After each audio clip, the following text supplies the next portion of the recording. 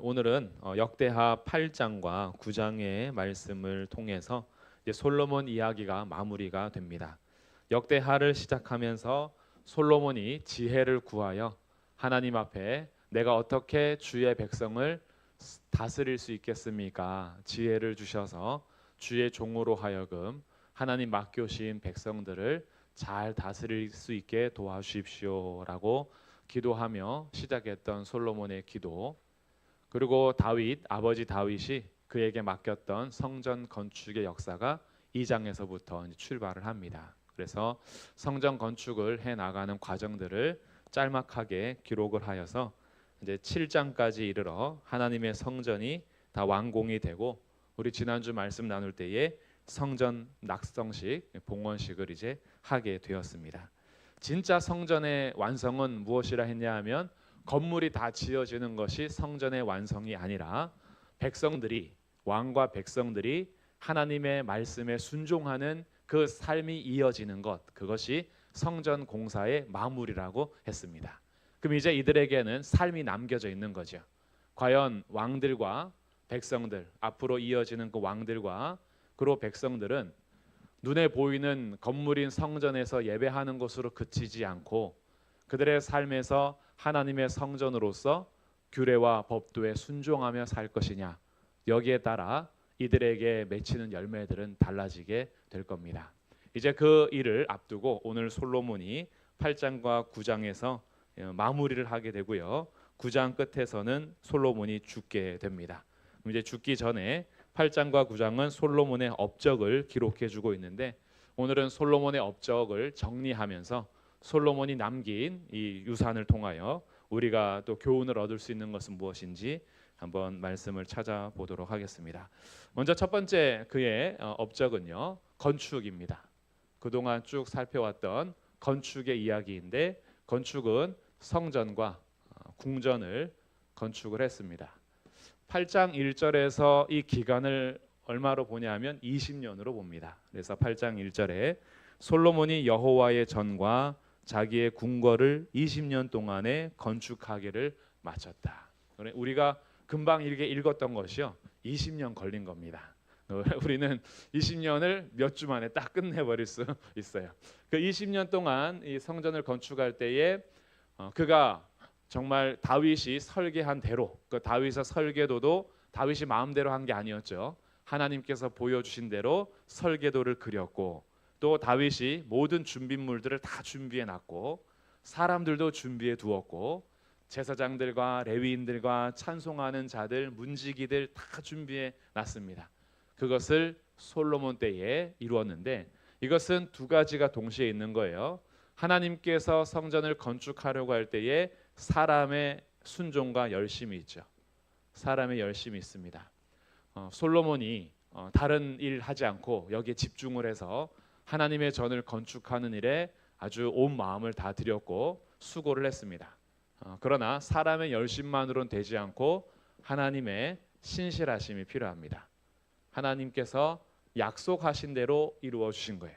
그래서 건축이 되었다라는 것은 하나님께서 천하태평을 이루어 주셔서 적군으로부터도 보호해 주시고, 오히려 다른 나라들을 점령할 수 있는 힘도 주셨고, 그 누구도 건축하는 동안에 방해할 수 없도록 하나님께서 막아 주셨죠. 그래서 하나님의 신실하심, 20년이 지나도록 여전히 함께 하심. 솔로몬이 그 왕으로 통치하는 때가 40년이거든요. 그 40년 동안 절반이 건축에 쓰여지는 거예요. 건축하는 동안에 절반의 통치 기간을 했으니까요. 그래서 이 업적을 볼 때 첫 번째 업적은 건축인데, 이 건축은 단지 건물을 지었다라는 것에서 그치지 않고 순종함에 수고했다, 열심히 순종했다, 노력했다. 그래서 사람으로서도 하나님의 명하신 일에, 아버지 다윗의 유언에 따라 하나님의 명령에 따라 성전을 건축하는 일에 수고한 사람의 열심이 업적으로 남겨져 있고, 이 더 깊은 의미에서는 하나님께서 약속하신 대로 신실하시게 건축을 마무리하게 하셨다. 6절에 보시면요, 이렇게 기록합니다. 8장 6절에 또 바알락과 자기에게 있는 모든 국고성들과 모든 병거들과 마병의 성들을 건축하고 솔로몬이 또 예루살렘과 레바논과 그가 다스리는 온 땅에 건축하고자 하던 것을 다 건축하니라. 다 건축했대요. 그래서 그 앞에서요 4절, 5절, 6절에 계속해서 건축 이야기입니다. 광야에서 다드몰 건축했다. 하맛에서 국고성들을 건축했다. 벳호론을 건축했다. 견고한 성읍들을 건축했다라고 다 건축을 했고 16절에 가면 이렇게 기록을 합니다. 8장 16절에 솔로몬이 여호와의 전의 기초를 쌓던 날부터 준공하기까지 모든 일을 완비하였으므로 여호와의 전 공사가 결점 없이 끝나니라. 건축이요 결점 없이 끝났대요. 그러니 얼마나 수고했겠어요.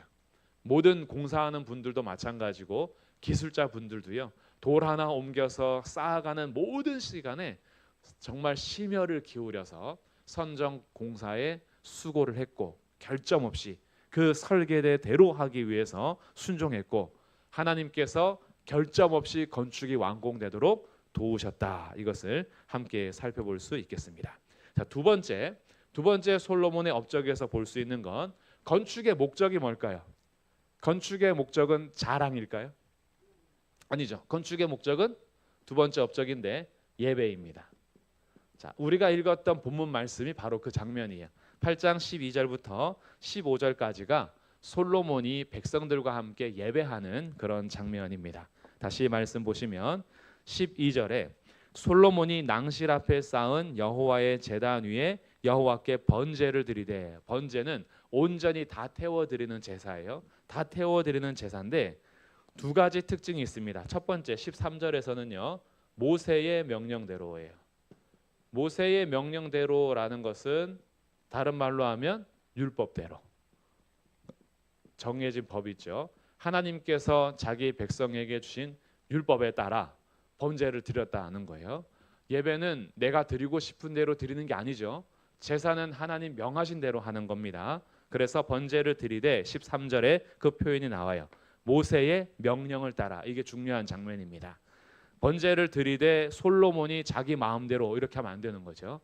번제를 드리되 모세의 명령을 따라 어떻게 드렸냐 하면 매일의 일과대로 안식일과 초하루와 정한 절기 곧 1년의 세 절기 무교절, 칠칠절, 초막절을 잘 지켰다.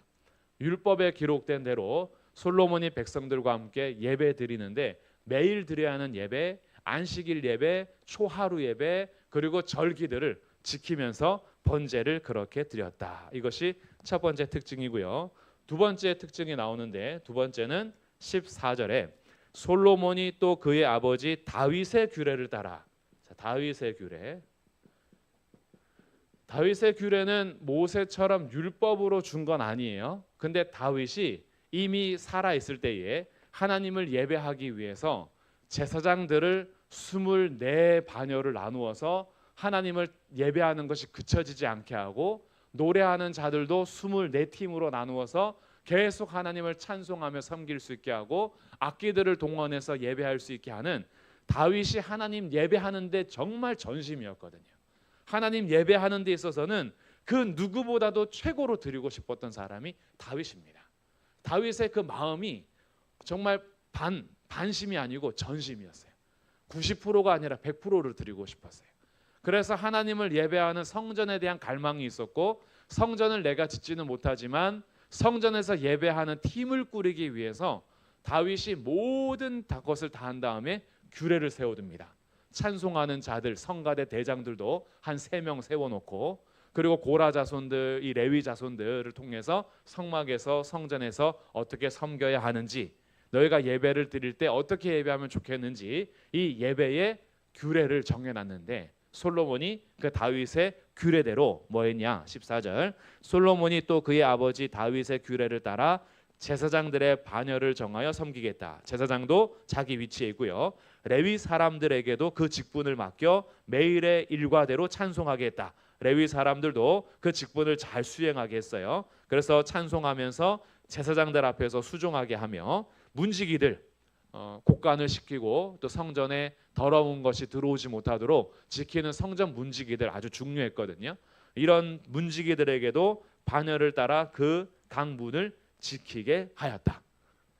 하나님의 사람 다윗이 전에 이렇게 명령하였습니다.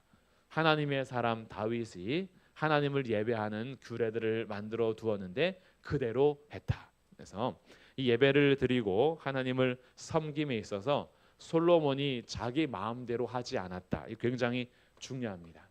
우리들도 예배에 대한 고민들을 항상 해야 됩니다. 우리가 드리는 예배가 하나님께서 기뻐하시는 예배일까? 이 고민은 항상 해야 되고 점검해야 되고 우리의 예배를 살펴봐야 되는 거예요. 예배의 순서가 지금 현대 교회까지 올 때는 그냥 막 된 건 아니에요. 물론 교회마다 또 교단마다 교파마다 이 예배의 특징들이 조금씩 다르긴 합니다.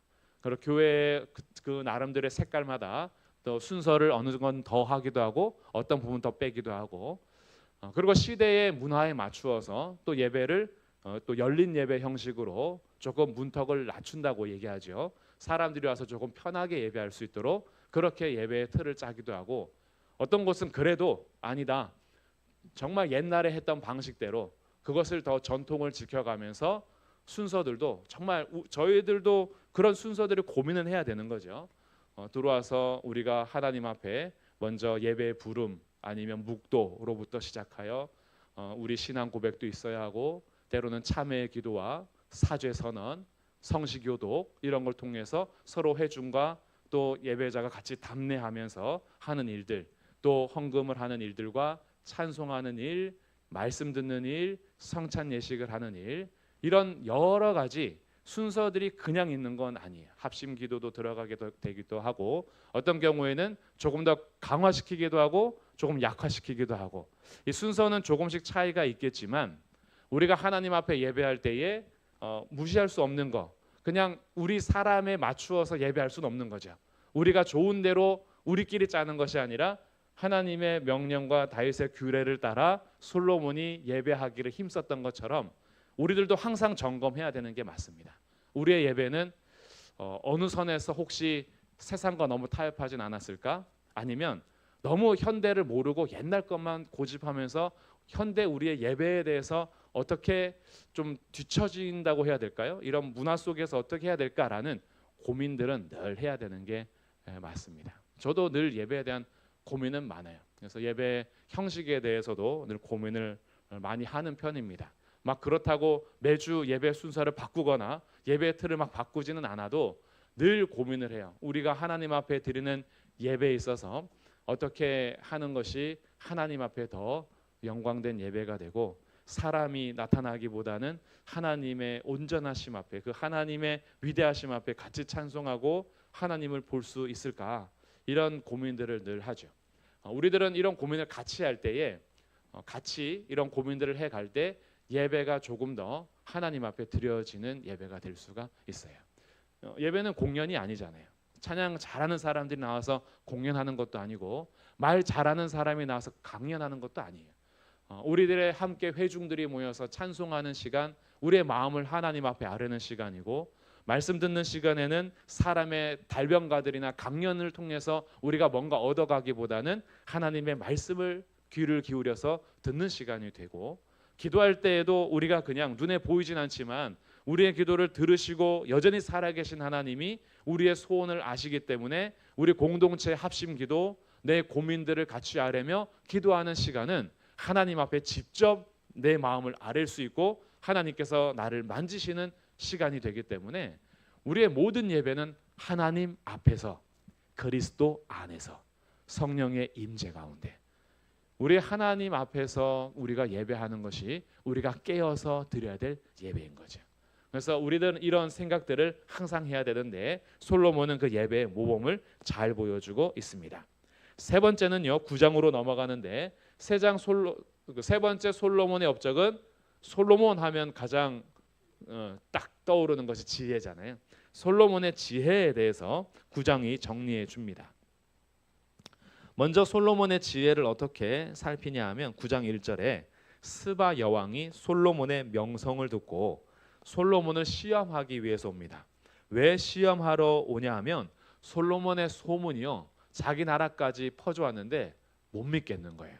야 뻥도 심하지 무슨 사람이 그렇게 지혜로워 이 말을 스바 여왕이 합니다. 6절에 보시면 5절 6절에 왕께 말하되 내가 내 나라에서 당신의 행위와 당신의 지혜에 대하여 들은 소문이 진실하군요. 내가 그 말들을 믿지 아니했는데 이제 와서 보니 내가 들은 것은 당신의 지혜 반도 안 되는군요.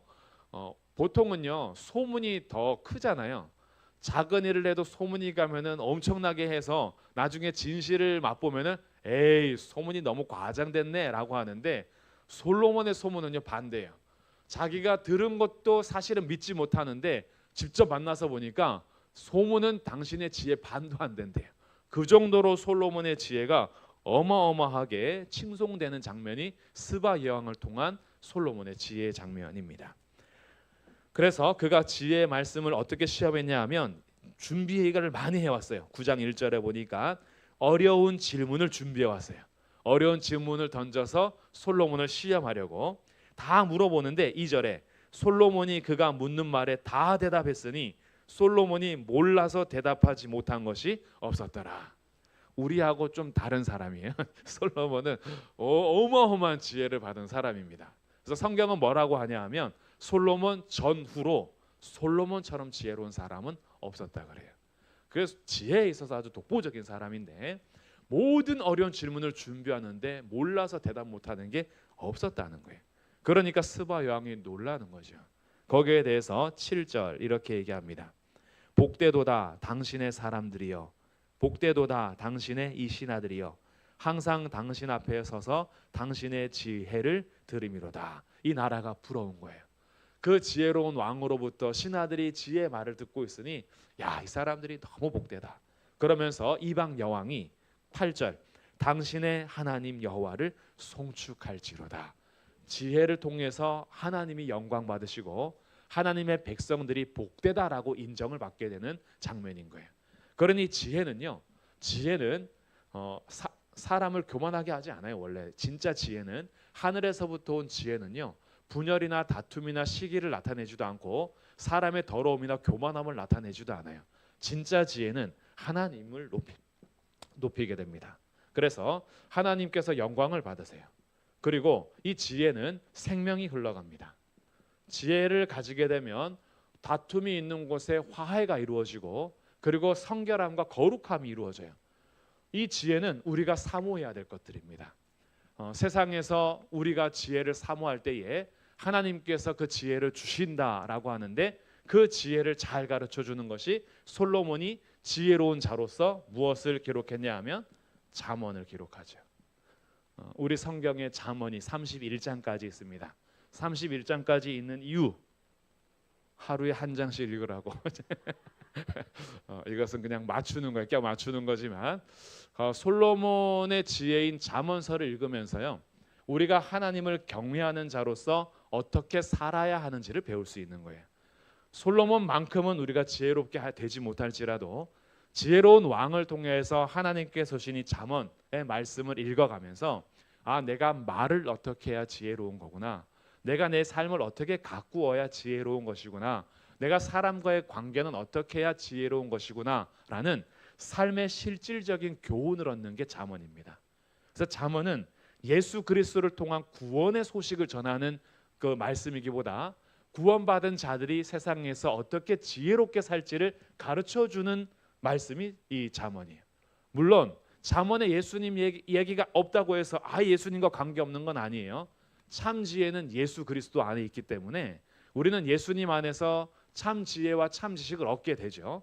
그러나 그 예수님하고만 직접 연관시키기보다는 실제로 우리가 이 땅을 살아가는 동안에 하나님을 경외하는 자로서 하나님께 영광을 돌리고 사람들에게 생명을 공급하고 나누는 자로서 우리의 말과 눈과 귀와 마음 그리고 손이 하는 일, 발이 가는 곳을 가꾸도록 하는 것이 잠언의 말씀이에요. 그래서 잠언의 말씀은 우리가 한 절씩 한 절씩 또는 그 문장들을 곱씹으면서 내 삶을 이렇게 가꾸어야겠다라고 가르쳐주는 솔로몬의 업적 중에 하나입니다. 그 지혜가 아주 대단했어요. 그래서 그 지혜를 통해서 공동체가 얼마나 복이 있는가라고 선언을 했고 하나님을 송축하는 일들을 합니다. 그래서 9절에 스바 여왕이요 그 지혜에 감탄해서 9절에 보니까 그가 금 120달란트와 매우 많은 향품과 보석을 왕께 드렸으니 스바 여왕이 솔로몬 왕께 드린 향품 같은 것이 전에는 없었더라. 아주 귀한 향품을 가져다 주고 금도 아주 많이 가져다 줬어요. 그럼 솔로몬이 이거 받기만 했을까요? 추측이에요? 확실하게 알고 계세요? 솔로몬이 받고 난 지혜로우니까 돈 많이 받아도 돼 이렇게 하지 않고요. 말씀에서 12절은 이렇게 기록을 합니다. 솔로몬 왕이 스바 여왕이 가져온 대로 담례하고 그 외에 또 그의 소원대로 구하는 것을 모두 주니. 그러니까 지혜로웠던 왕 솔로몬은요, 그냥 받기만 한 사람이 아니에요. 베푸는 사람이고 나눠주는 사람이고 담례할 줄 아는 사람이고 또한 그가 소원하는 대로 구하는 것을 베풀어 줄 줄 아는 사람입니다. 그러니 솔로몬의 지혜는 흘러가요. 이렇게 흘러가는 삶을 살게 되었어요. 이렇게 세 번째까지 왔는데 이제 하나 남았거든요. 네 번째 남았어요. 지혜와 예배 이 2번과 3번이 오늘 업적 중에서 핵심인데 우리도 간절히 좀 소원해 보면 좋겠습니다. 하나님을 정말 바르게 예배하고 하나님 주시는 지혜가 우리에게 있어서 이 하나님을 찬양하는 것과 베푸는 일과 생명을 나누는 일에 우리를 통해서 그 지혜가 흘러갈 수 있는 그런 예배자, 지혜자가 되기를 축복합니다. 하나님께서 성전을 통해서 마무리를 하시고 솔로몬 업적을 통해서 우리에게 또 가르쳐 주시는 거예요. 이제 마지막 네 번째는요. 그가 이 나눌 수 있었던 것도요. 네 번째 재력과 그리고 통치력이 있었습니다. 재력과 통치력이 있었어요. 그래서 이 재력과 통치력에 대해서는 곳곳에 나오긴 하는데 9장 13절에 솔로몬의 세입금의 무게가 금 666달란트요. 나라 안에 이제 세금 그리고 주변의 나라들이 조공물 이런 것들을 가져다 바치는데 그런 것들이 666달란트 그리고 14절에 무역상들 객상들이 가져온 것 아라비아 왕들 나라 방백들도 금과 은을 가져왔고요. 얼마나 금이 많았는지 15절에 방패도 금으로 만들었답니다. 그리고 이 금으로 만든 것이 큰 것도 뭐 한 200개를 만들고 16절에 작은 방패도 또 300개를 만드는데 금이 얼마나 많았으면요. 지금 이런 금 하나만 우리한테 있어도 그렇죠. 금값이 엄청 올라가고 있는데 지금 이 666달란트 이건 진짜 엄청난 겁니다. 계산이 안 돼요. 그러니 정말 이 나라가요 돈이 얼마나 많은지요 뭐든지 할 수 있었던 그런 나라예요.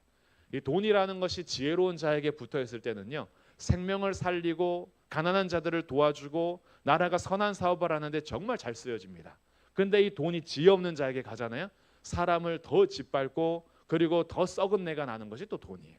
솔로몬의 나라는 지혜와 함께 재력도 있었다. 그래서 하나님께서 기뻐하시는 일들을 마음껏 할 수 있었던 나라가 솔로몬의 나라입니다. 얼마나 또 많은지요. 22절에 이렇게 기록합니다.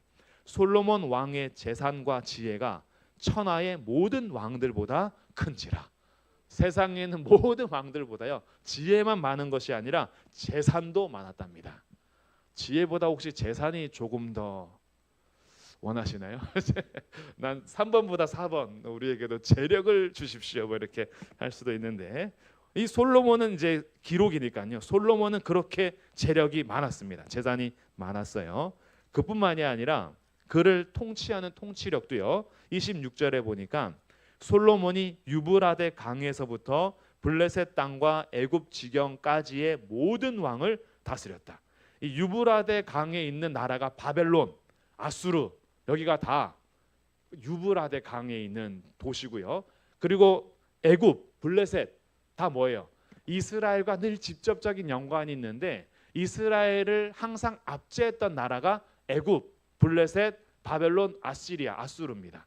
근데 솔로몬 때는요 오히려 다스리고 있었어요. 솔로몬 때는 블레셋도 다스리고 애굽도 다스리고 유브라데 강에 있는 도시들도 다스릴 정도로 그의 권세와 통치력은 대단했습니다. 그러니 돈만 많은 것도 아니고 그의 통치력, 다스리는 전술과 또 무기들, 이런 군인들, 군대 어마어마했습니다. 이스라엘 땅은 정말 작지만 그 어떤 나라도 이스라엘을 감히 넘볼 수가 없었어요. 하나님께서 이스라엘을 완전히 높여주신 거죠. 하나님께서 이렇게 높여주신 목적이 뭐였을까요? 성전을 통해서 만나주시고 궁전과 뭐 여러 건축물, 그리고 재력도 주시고 통치력도 주셔서 지혜로 다스리게 하시고 하나님 예배하게 하셔서 솔로몬 때에 이 나라를 정말 높여주셨는데, 높여주셨던 이유는 언제부터 우리에게 알려주냐 하면 이미 아브라함 때부터 알려주시는 거예요. 하나님께서 아브라함에게 약속하신 것이 무엇이냐 하면 너의 자손을 통하여서 모든 나라가 복을 얻게 될 것이다. 하나님께서 이스라엘을 높이시는 이유는 모든 열방이 하나님을 알고 복받게 하기 위함이었습니다. 그래서 이 높아지는 것은 목적이 있어요. 높여주실 때에는 하나님께서 분명한 목적을 두시는데 우리가 그 목적을 상실할 때 높은 자리에서 미끄러지기 시작합니다. 하나님께서 우리를 때로 높이시기도 하고 낮추시기도 하는데, 낮추실 때에는요 하나님을 더 의지하고 붙드는 것이 우리가 그래도 훈련이 돼요. 아, 내가 뭔가 잘못했다 했을 때는 회개하기도 하고요, 내가 정신 차려야겠구나라고도 합니다. 근데 높여주셨을 때에 우리의 마음이 같이 높아져서 하나님의 목적을 놓칠 때가 있어요. 그래서 섰다고 생각할 때에 넘어지는 것이 우리에게 굉장히 많은데, 하나님께서 우리 인생에서 때로는 높여주시는 이유는 내가 다른 사람들보다 위에 서서 깔보라고 높여주시는 것이 아니라 높임받는 자리에서 우리의 하나님을 드러내라고 우리를 높이시는 거예요. 그래서 하나님을 드러내서 많은 사람들이 우리 하나님을 같이 경배하고 찬양할 수 있게 하는 것이 하나님의 높이시는 목적입니다. 이스라엘을 높이려고 했던 그런 이유였어요. 작은 나라였지만 이 열방 가운데 높이시는 이유는 다른 모든 신들은 헛된 우상일 뿐이요, 이스라엘의 하나님 여호와가 참된 신이요 창조주시며 모든 왕의 왕이신 것을 이스라엘이라는 나라를 통해서 열방이 알게 하므로 죄를 짓고 떠났던 모든 이방 나라들이 이스라엘의 하나님 앞에 다시 돌아오게 하는 것이 하나님의 목적이었죠. 이스라엘이 그걸 다 실패하는 겁니다. 실패해요. 이스라엘은 무너지죠. 선민 의식만 꽉 차가지고요, 우리는 하나님 택한 백성이야, 우리는 이방인 너희들하고 달라, 우리는 하나님 택하신 민족이야 라는 이런 자신들의 자부심만 꽉 차가지고요, 교만해져가지고 자기들을 통해서 하시는 하나님의 일은 생각하지 않고 자기들이 원하는 대로 살기 시작합니다. 그러다 보니까 여러 우상들을 가까이 하게 되고 하나님의 뜻을 저버리게 되는 것이 이스라엘 역사가 되는데, 솔로몬 때에 높이신 이유도 그런 것과 같았어요. 사실은 높이신 이유가 스바 여왕과 같은 그런 사람들이 당신의 하나님을 송축합니다. 모든 왕들이 이스라엘의 하나님 앞에, 위대하심 앞에 무릎 꿇고 엎드리게 하는 것이 솔로몬과 그의 나라를 높이신 이유였죠.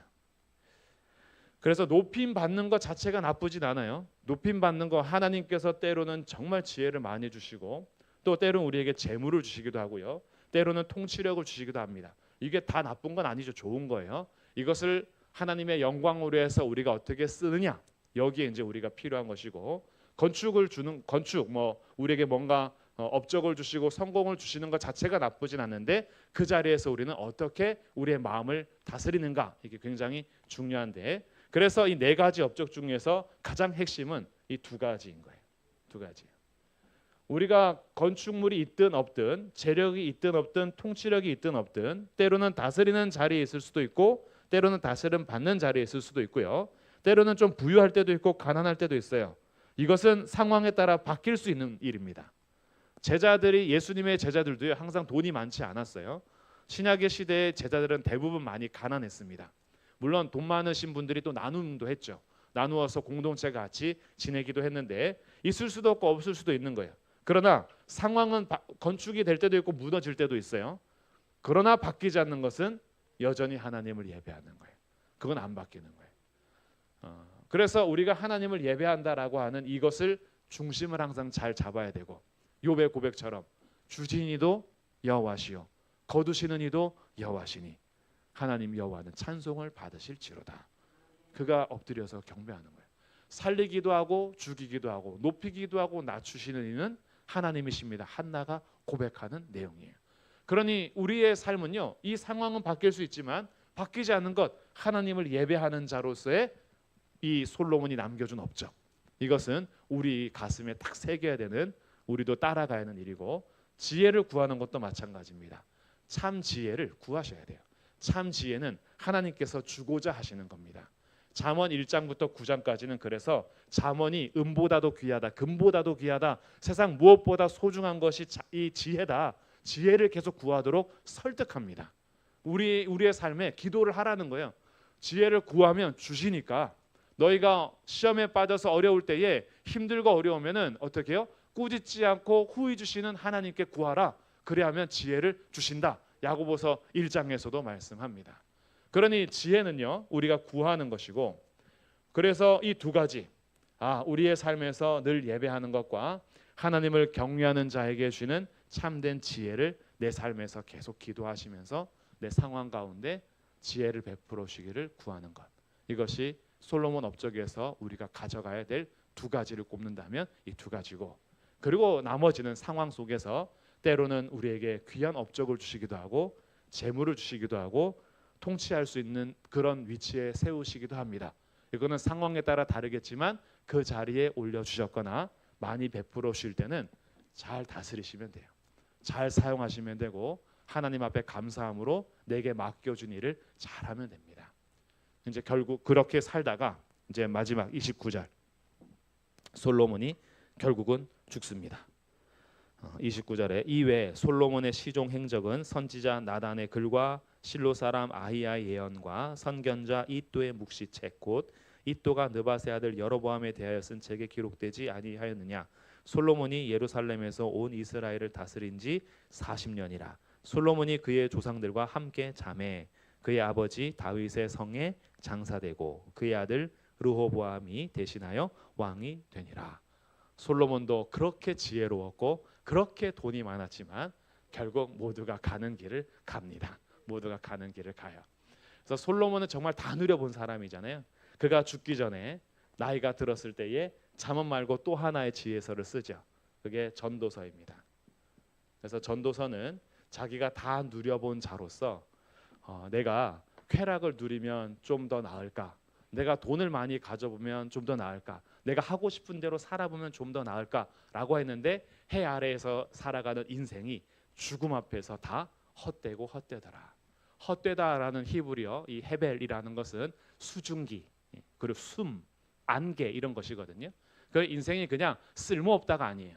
죽음 앞에 섰던 우리의 삶이요 금방 쑥 지나가다 보니까 세월이 흘러가는 삶 속에서 재물도 사라지고 어느 순간에 죽음 앞에서 젊음도 사라지고 우리의 삶에서 쾌락도 언젠간 다 사라지더라.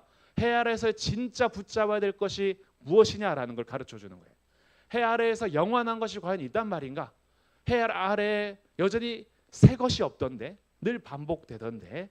그래서 이 전도서 말씀 솔로몬이 나이가 들어 돌아보면서 우리에게 남겨주는 거예요. 결국 해 아래에서 살아가는 우리의 삶에 해 아래의 재물이나 이 세상의 건축이나 이 세상의 쾌락이 아니라 해 너머에 계시는 하나님이란 존재, 그분을 기억하며 살아야 된다.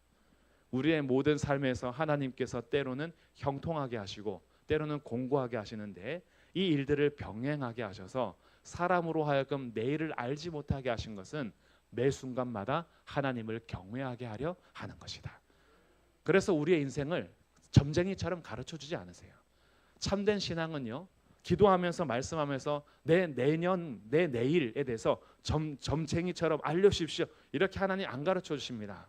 하나님은 매 순간마다 우리를 하나님을 경외하고 의지하게 하시지 그렇게 가르쳐 주지 않으시거든요. 그럼 우리 매일의 삶 속에서 어떻게 해요? 해 아래의 것을 붙드는 삶이 아니라 해 너머의 주관자 되시는 하나님을 기억하면서 그 하나님을 의지하면서 그 하나님께서 주시는 오늘 하루하루를 감사하고 만족하는 것. 그래서 오늘 밥상에 나온 반찬 하나를 먹더라도 하나님이 내게 베풀어 주신 것을 감사하며 먹는다면 그것이 너희에게 주는 이 땅의 선물이라는 거예요. 이런 것을 가르쳐 주면서 죽음 앞에서 헛된 삶이 아니라 수수께끼 같은 인생, 정말 모르는 안개처럼 쉬 사라지는 인생이지만 하나님은 우리 인생을 영원과 연결하셔서 이 땅에서 살 때에도 하나님으로 인해서 살다가 죽음 너머에서도 하나님과 영원토록 살게 하는 그 지혜를 가르쳐주는 솔로몬의 또 하나의 글, 그리고 우리에게 주시는 말씀, 이 전도서입니다. 오늘은 이 솔로몬의 업적을 이제 마무리하면서 이번 한 주 성경 읽을 것이 또 많으시겠지만 수요 예배 들으신 분들은 특별히 잠언과 전도서도 한번 보너스로 읽어보시면 어떨까, 이런 숙제를 들으면서 오늘 말씀 마치도록 하겠습니다. 정리하겠습니다. 솔로몬 하나님께서 남겨주신 그 업적을 통해서 우리의 삶이요, 이 두 가지를 꼭 가져가시면 좋겠어요. 어떤 상황이든지 예배하시기를 주님의 이름으로 축복합니다. 하나님 앞에 지혜를 구하셔서 우리의 모든 삶에 지혜롭게 행하시는 거룩한 주의 자녀들 되시기를 주님의 이름으로 축복합니다.